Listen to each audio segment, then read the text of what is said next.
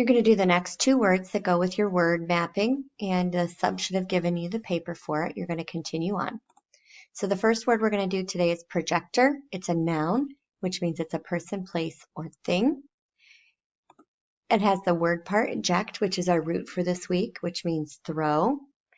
This one's going to have both a prefix and a suffix. Pro means forward, and the suffix or is thing.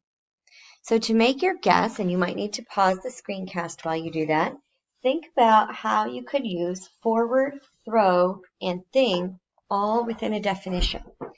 So I might say, I know it's a noun, so it's a thing. So maybe something or a thing that throws forward, or something that throws something else forward.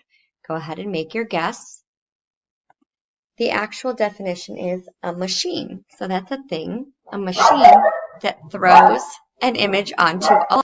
Sorry about that. My vicious 12-pound dog just saw a squirrel. All right, so now you're thinking of related words that go with pro or or. So some that I came up with. Oh, sorry. So when we think of a projector, here's a machine. We have one in our classroom, and it takes an image from our computer and throws that image onto the wall where we have our smartboard or a screen. That's a projector.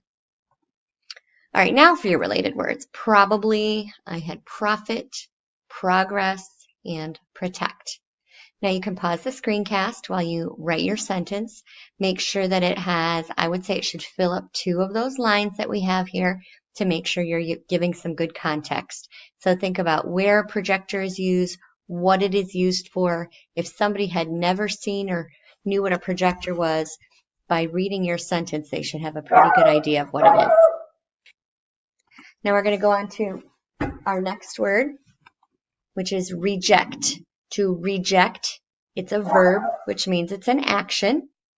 So this has the word part ject in it, J-E-C-T, which means throw, and a prefix that means back or again. Re means back or again. So now you're going to make a guess to the definition, maybe using back or again, or both, and the definition of throw. So I might say to throw something back again, because it's a verb, it's an action. I'm going to put to in front of it in my guess. To throw again, or to throw back. The actual definition is to throw something away because it's defective and can't be used again.